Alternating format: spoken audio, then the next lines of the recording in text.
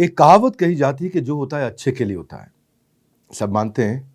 आज शायद मैं इस कहावत को नहीं मानना चाहूँगा। कहते हैं कि जब किसी की मृत्यु होती है या हत्या होती है तो वो इंसान एक बार मरता है, पर जब किसी के ऊपर एसिड अटैक या रेप जैसा घृणित अपराध होता है तो वो विक्टिम ज़िंदगी भर मरता है। नमस्कार, विवेक बिंद्रा बोल रहा हूँ, फाउंडर एंड सीईओ बड़ा बिज़नेस.com। आज जिसको हमने बुलाया है, वो सिंबल है करेज की, होप, स्ट्रेंथ। मोहब्बत जब होती है ना, तो मोहब्बत में लोग गुलाब देते हैं, उसने इन्हें तेजाब दिया। कहते हैं कि धन की देवी को तो लक्ष्मी कहते हैं, पर ये साहस की देवी को भी लक्ष्मी ही कहते हैं। जिनको हमने बुलाया आज उनका नाम है Lakshmi Agarwal. Acid attack survivor 2005, social activist बनी, टीवी एंकर बनी, और तो और ब्यूटी ब्रांड एम्बेसडर भी आप बनी, सोशल मीडिया इन्फ्लुएंसर। एक समय था जब लोग इनका चेहरा देखना नहीं चाहते थे, पर आज इनका चेहरा दिख जाए तो लोग सेल्फी लेने का मौका नहीं छोड़ना चाहते। स्वागत है आपका Lakshmi ji. Thank you so much. Lakshmi ji, मैं आपके बारे में बता रहा था कि आपको international courage of women award दिया है आपको बराक ओबामा जी की धर्मपत्नी मिशेल ओबामा ने। मदर टेरेसा अवार्ड आपको मिला, यूनिसेफ ने आपको अवार्ड दिया, और आपके ऊपर एक छपाक मूवी बनी। ये सब कैसे संभव हुआ, आज आपसे पूछते हैं। आज आप हमारी हीरो नहीं है, आज आप हमारी शीरो हैं। हीरोज की बात तो सब करते हैं, पर पहले मैं आपको कुछ बैकग्राउंड बहुत जल्दी दे देता हूँ। आपके ऊपर जिंदगी में बहुत सारी समस्याएं आई। 15 साल की उम्र पे आप पे एसिड फेंका गया, 7 साल में 7 सर्जरीज हुई, दोस्तों रिश्तेदारों ने साथ छोड़ दिया, पापा आर्थिक कमजोरी से गुजर रहे थे, लाखों रुपया खर्च हुआ, कोर्ट में आपने PIL डाला, लंबी कानूनी लड़ाई आपको लड़नी पड़ी, भाई और पिता दोनों का देहांत हो गया, बहुत समय तक आपको नौकरी भी नहीं मिली। इतना स्ट्रगल, आज आप एक सिंगल मदर की तरह स्ट्रगल कर रहे हैं। इतनी सारी मुश्किलें, कैसे आपने सामना किया इनका? फर्स्ट ऑफ ऑल शो में बुलाने के लिए थैंक यू सो मच। और बहुत अच्छी बात है कि मैं इस शो का एक हिस्सा बनी और आज अपनी स्टोरी को यहाँ पे रख रही हूँ। बहुत सारी प्रॉब्लम्स आती है और जैसे आपने शुरू में ही कहा कि विक्टिम, सबसे पहली चीज़ मैंने अपनी लाइफ से इस विक्टिम वर्ड को ख़त्म किया। तो मैं हमेशा एक ही बात बोलती आई हूँ, ना मैं विक्टिम थी, ना हूँ, ना कभी रहूँगी और ना कभी किसी को बनने दूँगी। शुरुआत एक ऐसी थी कि मैं कुछ बनना चाहती थी और उसके बाद अचानक से एक पर्सन आया और उसने मुझे कहा कि मैं तुमसे शादी करना चाहता हूँ, वो भी 32 साल का लड़का। और उस वक़्त में मैं शादी नहीं, अपने सपने के बारे में सोच रही थी। मुझे नहीं पता था कि ये शादी भी कोई ऐसी चीज़ होती है। आप 15 साल की थी, वो 32 साल का था जी। और शादी करना चाहता था। जी। और उसी वक़्त में उन्होंने मुझे अटैक से 10 महीने पहले ही प्रपोज़ किया था और मैं अपने सपनों को जी रही थी उस वक़्त में। और उसके बाद फिर जब मैंने मना किया और उन्होंने अपने छोटे भाई की गर्लफ्रेंड के साथ मेरे ऊपर एसिड अटैक किया खान मार्केट जैसी जगह पे। और उसके बाद से बिल्कुल लाइफ़ बिल्कुल चेंज हो गई। लेकिन जो अगर अगर आप कहते हैं कि ये सारी चीज़ें ये झेलने की और सबकी क्षमता आई कहाँ से? मेरे फ़ादर और मदर उस वक़्त में मतलब सब कोई साथ छोड़ के चले गए। वो दोनों और मेरे पापा की बॉस शिरीन आंटी, मेरी लॉयर अपर्णा भट्ट, ये एक तरीके से मेरी पूरी दुनिया के बराबर थे। 2.5 महीने चैन से ना सोया है इनमें से कोई, ना ठीक से किसी ने खाया है। तो उसके बाद एक मोड़ ऐसा भी आया था, सुसाइड का मोड़। जब मैं वापस आई हॉस्पिटल से 2 सर्जरी के बाद, मैं RML हॉस्पिटल गवर्नमेंट हॉस्पिटल में थी। मैं वापस आई, आने के बाद मैंने खुद को अब तक देखा नहीं है। और उसके बाद वो लोग आते हैं ना सोसाइटी के, जो फ्री में एडवाइस दे के जाते हैं और जिसका कोई लॉजिक ही नहीं होता है। वो आते हैं और बोलते हैं बस बैठने से पहले, हाय बेचारी लड़की, लड़की है। सबसे पहला मुद्दा होता है ना, शादी कैसे होगी? बॉडी के किसी और पार्ट में एसिड डाल दिया होता, चेहरे पे ही क्यों? गोली मार दिया होता। तो अब उस वक़्त में मैंने जब खुद को देखा, तब मुझे रियलाइज़ हुआ, अभी तो ये 7 सर्जरीज़ के बाद आप मुझे ऐसा देख रहे हैं। और जब मैंने खुद को देखा, मेरा लेफ़्ट साइड पूरा गला हुआ था, आँखें निकली हुई थी, नोज़ नहीं था, लिप्स नहीं थे, कान नहीं थे, पूरा फेस एकदम डैमेज था और सर में बाल नहीं थे। खुद को देखना मुश्किल था क्योंकि मैं भी इसी सोसाइटी से हूँ। मुझे भी ऐसे ही बड़ा किया गया है कि भई सुंदरता इम्पोर्टेंट होती है, तो वो सोच मेरी भी। तो जैसे ही मैंने खुद को शीशे के सामने देखा तो उस वक़्त में यही चीज़ रियलाइज़ हुआ कि नहीं, आपको मैं यही बता रही थी, जो सोसाइटी के जो लोग आए थे ना, वो ये सलाह दे के गए थे घर पे कि कि आप चेहरे की जगह चाकू मार देता, पैर काट देता, अब शादी कैसे होगी? अब आप एक काम करिए, लड़की को इंजेक्शन लगवा के मरवा दीजिए। ये वो सोसाइटी है। तब उस वक्त में वो मेरे दिमाग में चीजें चल रही थी, सुसाइड वाली और वो सब चीजें। तब मैंने खुद को शीशे के सामने देखा और देखने के बाद मुझे यही चीजें रियलाइज हुई कि एक्चुअली मैं सोसाइटी ज़्यादा मार रही है और बेसिकली जो एसिड फेंक रहा है, उसके मन में यही था ना कि मेरी नहीं हो सकी, अब तो किसी की नहीं किसी की होगी। नहीं हो सकती।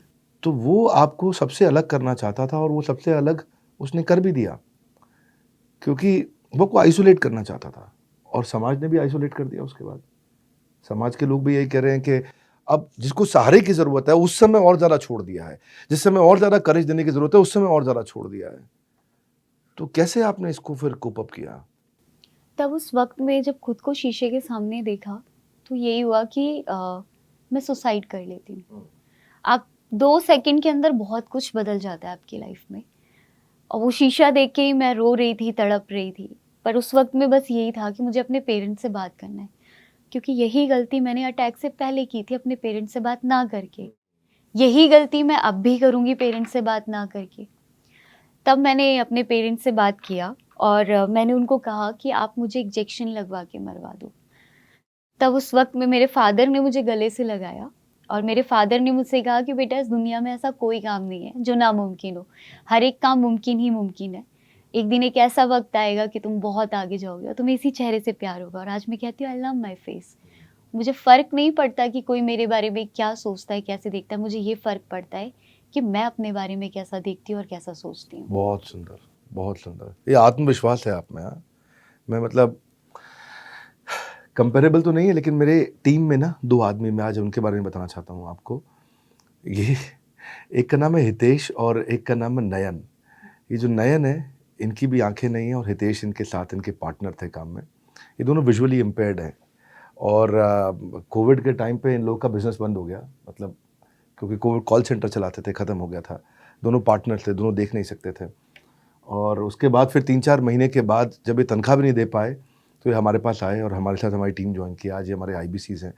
बड़ा अच्छा लगता है उनको देख करके। आज ये जनक पटेल जो हमारी ब्रांच हेड करते हैं गुजरात में है, उनके साथ हैं, गुजराती हैं दोनों। इनके अंदर करेज है, गुजरातियों में करेज होता है शायद ना, बहुत बिजनेस करने का। तो है तो नेत्रहीन, लेकिन आज ये हज़ारों रुपये हमारे साथ मिलकर कमा रहे हैं। मेरे को जब आप लोगों से मिलता हूँ, बड़ा भारत शो इसीलिए स्पेशल है। ये लक्ष्मी जो है, ये लक्ष्मी आपके जीवन की लक्ष्मी को जीवन के हर हिस्से में बढ़ा सकती हैं। यही हमारा पर्पज़ यही है कि ऐसे लोगों को हम बुलाएं जो आपको बहुत इंस्पायर करते हैं। मैं आगे बढ़ता हूँ। हम कहते हैं, हमेशा सुना है हमने कि सफ़ेद कोट और काले कोट वालों से बच के रहो। और आपकी पूरी ज़िंदगी मैंने देखा सफ़ेद कोट और काले कोट वालों के साथ ही गुजरी। काले कोट वाले लॉयर जो आप PIL लड़ने गए और इतने साल लग गए आपको, और सफ़ेद कोट वाले वो डॉक्टर जिनके साथ आपने 7 सर्जरीज कराई। ये लड़ाई आपने दोनों सबसे मुश्किल लड़ाइयाँ एक साथ कैसे लड़ी? अब वही सारी चीज़ें हैं लाइफ में। अगर मैनेजमेंट सब सही रहेगा तो आगे लाइफ भी बहुत अच्छी मैनेजमेंट की वजह से बहुत अच्छी रहेगी। हाँ, आप भी मैनेजमेंट की बात करते हैं। तो उस वक्त में यही हो रहा था। देखिए, एक नॉर्मल लाइफ में और अचानक से आपके जीवन में कोई हादसा हो जाए, उसके बाद की लाइफ बहुत अलग होती है। मैं नॉर्मल लाइफ जी रही थी, पढ़ रही थी, अपने सपनों को जी रही थी। बहुत बहुत सिंपल सा रास्ता था और पेरेंट्स के साथ थी, घर में 4 लोग थे, बस बहुत सिंपल था। पढ़ना था, आगे बढ़ना था, शादी होनी थी, दैट्स इट। लेकिन अचानक से अटैक के बाद कोर्ट जाना, पुलिस स्टेशन जाना, हॉस्पिटल जाना और इतनी सारी चीज़ों को देखना, उसके अलावा बहुत सारे क्रिमिनल्स को भी देखना साथ साथ में। लेकिन वहाँ की एक जर्नी बताती हूँ कि जब मैं गई फर्स्ट टाइम तो मुझे वहाँ पे पहचानना था, बात करना था, लेकिन ऐसा लग रहा था जज मुझ पे एहसान कर रहे हैं। मुझसे कह रहे हैं कि वो इंसान अभी भी आपसे शादी करना चाहता है, तो आप देख लो अभी भी। तो मैंने उस वक्त में एक बात बोली जज से कि उसने ना मेरा चेहरा बदला है, दिल नहीं। कल भी ना थी और आज भी ना है। तो उसके बाद से ना एक ऐसा चेंज आया। तो सबने, बहुत सारी चीज़ें वहाँ पे हुई थी। तो जब मैं बाहर निकली तो सबने मुझसे कहा, मेरे लॉयर ने भी कहा कि तुम लॉयर पढ़ लो थोड़ा सा ना, तुम लॉयर की पढ़ाई कर लो, वकील बन सकती हो। वकील बन सकती हो तुम। उस लड़के ने आपको 10 महीने तक परेशान किया था। आपको लगता है अगर आपने किसी और को शिकायत कर दी होती तो शायद ये हादसा टल जाता? और ये वो लड़का है जिसने एसिड फेंकने से पहले तो उसके दिमाग में एसिड आया, इसी के दिमाग में एसिड। आपको क्या लगता है ये एसिड आता कहाँ से है इनके दिमाग में? आपको क्या लगता है कि ये जो कानून आया है अब, इससे फर्क कितना आया होगा? क्या लड़कों के मन में डर पैदा हुआ है? क्या इस अपराध से अपराधी या इस सजा से अपराधी कुछ कम हुए हैं?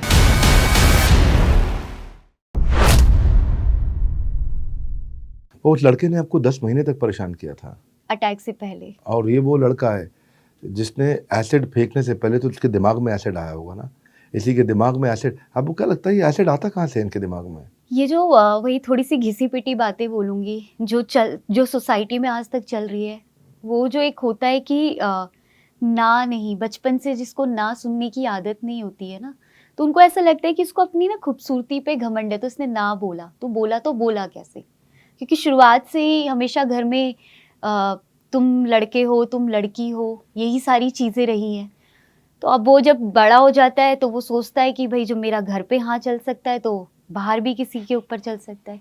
तभी आप अगर देखें तो शादी के बाद भी एक लड़की को इंसान नहीं, ह्यूमन नहीं, उसको एक प्रॉपर्टी समझा जाता है, और वहाँ पे भी वो सारी चीज़ें रहती है। मैं जो कहूँगा वही होगा, मैं ना नहीं सुन सकता। लक्ष्मी, आपने इतना स्ट्रगल किया है, आपने इतना स्ट्रगल किया है इतने साल, उस स्ट्रगल को मैं महसूस तो नहीं कर सकता वैसा जैसा स्ट्रगल आपने महसूस किया है।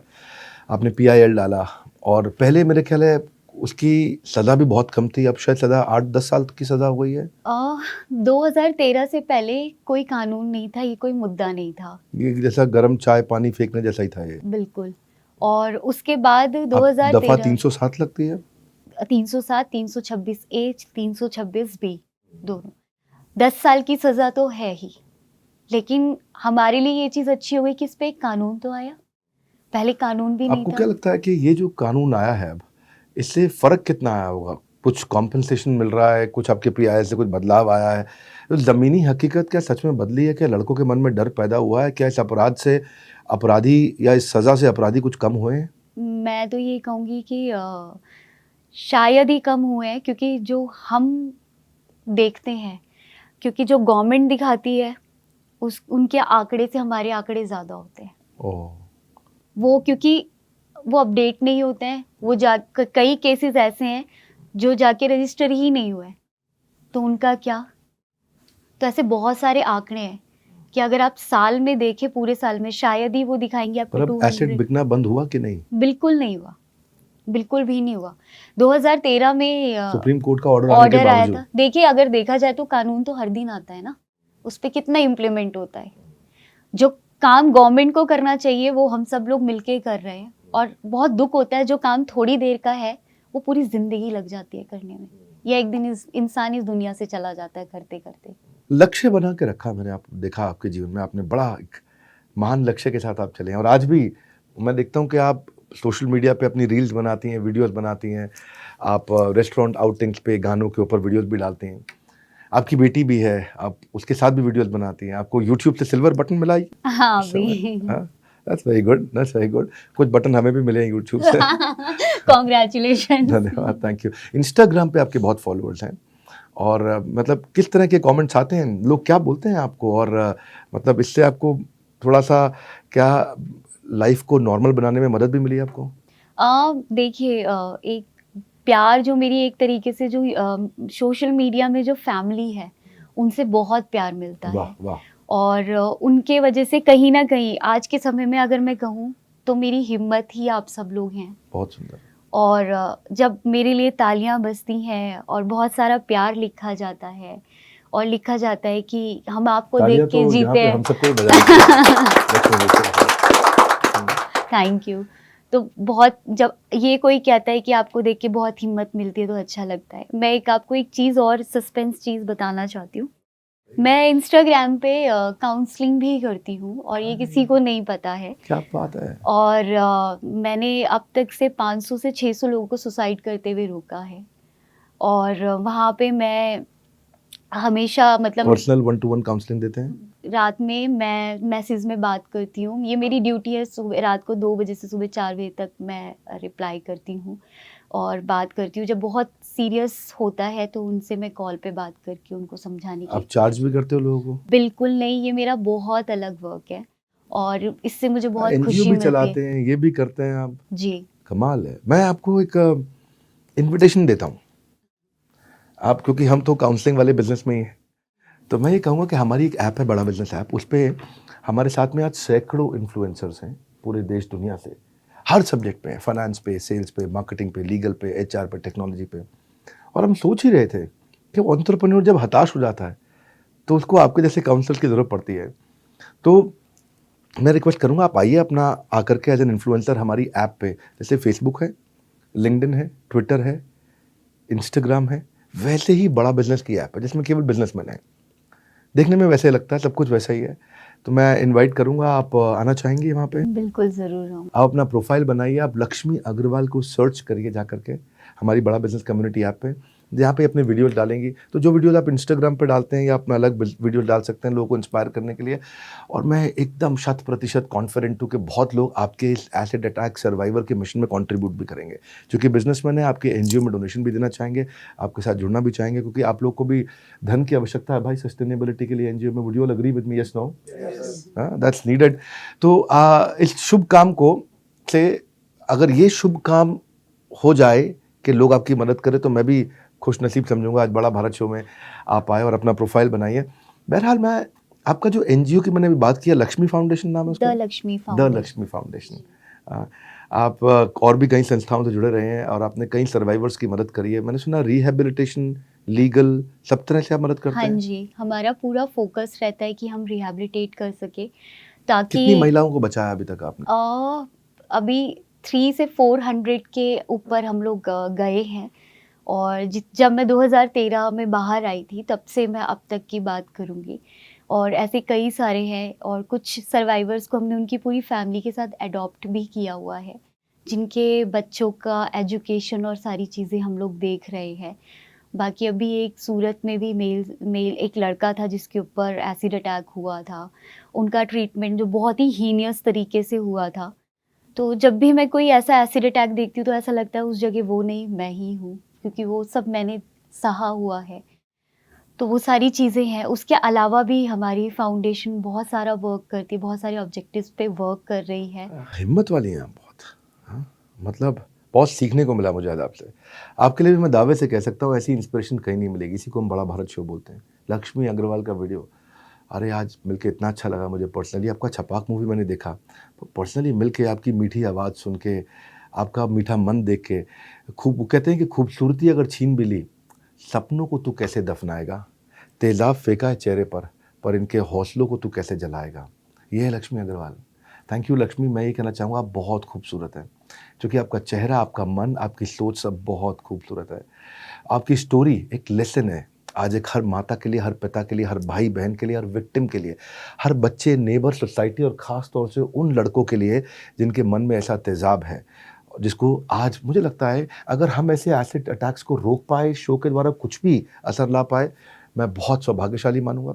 इसलिए हम शो को बड़ा भारत कहते हैं, जहाँ अद्भुत बेमिसाल कहानियाँ जिन्होंने छोड़ी हैं, अमिट निशानियाँ। तो लक्ष्मी जी, बहुत अच्छा लगा। आप सबको बोलूँगा कि नीचे रेकमेंड करिए शो में आप और किसको देखना चाहेंगे। और एक गुड न्यूज़ लक्ष्मी जी, आपसे भी आप ध्यान से सुनिएगा। एक अपॉर्चुनिटी आ रही है 2.5 साल के बाद, कोविड के बाद।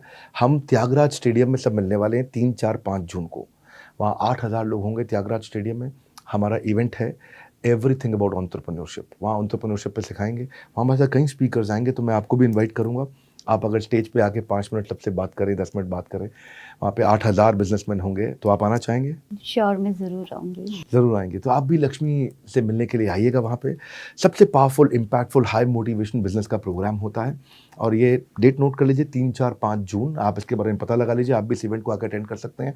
मेरे साथ बिलियनियर एंटरप्रेन्योर्स होंगे, पूरा दिन का प्रोग्राम रहता है ये।